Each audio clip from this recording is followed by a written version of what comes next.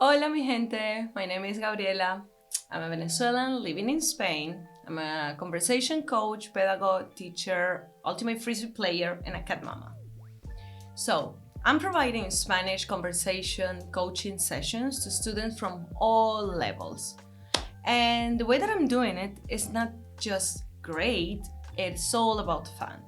So, with the support of neurolinguistic basic concepts and the power of improvisation, I'm trying to take my students to get them to overcome their struggles regarding conversations. So, if you're still feeling like talking in Spanish or jumping in a conversation is something that is challenging for you, or if you just want to fine tune your skills, this might be the right place for you. One of the main things my students ask for advice is how do I start a conversation in Spanish regardless of my level? Well, it's just easy, just jump in. Not really, but one cultural insight about Hispanic speakers is we love talking and we love communicating in general. We don't need so much as an excuse to get to talk about any random topic. It's very related to the place where we put interpersonal relationships in general, which is very significant for us. Conversation starters can vary of topics, interests, can be difficult to approach or even extremely common.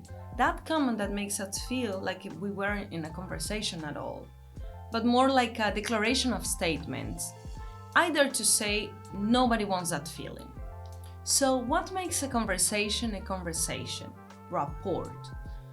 Creating a state of verbal or nonverbal responsiveness makes us feel like we were in a conversation. So, another common question in my sessions is sounds reasonable, Gabriela, but how do I get there? Well, let's get there. If you look on the internet, you will find things like 250 conversation starters for Spanish or the most common topics to talk about in Spanish. I went to ChatGPT and it gave me a list. First thing on the list, ¿cuál fue el último libro, película, serie que disfrutaste? You might be thinking, what's wrong with this? And actually, nothing is wrong, but most of these conversation starters will lead people to a declaration of statements or to a transaction, like an ending road. It's possible that you won't feel like you are in a conversation at all. There is a chance of not creating rapport. Why not? It lacks spontaneity. Let's take a look together. In this scenario, you will start the conversation with a predictable question that majority of people have read in books or rehearsed with another conversation partner. The answer you will get from this is something that the person has said many times before. And if you are the one being questioned, most likely you will answer with a sentence you're familiar with, or you will go to your safe place, let's say. So maybe you will miss the opportunity to practice a verb conjugation or new vocabulary because you won't need to improvise anything. The way I do it. ¿Cuándo fue la última vez que hiciste caca en un baño público? The first thing that I'm 99% sure it will happen is the person will smile or feel embarrassed or laugh.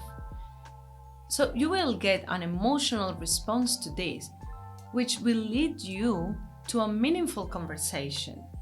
Unpredictable scenarios take us to spontaneous responses, creative answers, which I translate like having fun like talking, creating rapport. I remember I went to France and for New Year Eve, and it was so much fun because I overheard a girl talking in Spanish and I was like, this girl is Venezuelan. I know by the accent. What happened? She came up to us and started talking, and my friend asked her, oh, what do you do for living in Paris? Because she was living in Paris at that time. And her answer was hilarious. I'm still laughing about it. She said, Vivo de la caña y la pesca, which in English will translate that I'm living from hunting and fishing, something like this. And I was like, it was a common question, but an unpredictable answer because it was part of her character, her personality, let's say. So we create rapport in that specific moment. Thank you so much for watching my first video. If you made it to the end, I appreciate your support. Yay! Don't forget to subscribe my newsletter. The link is below in the description. Subscribers will receive an unusual list with conversation starters in Spanish. For more tips, stay tuned and see you in the next video.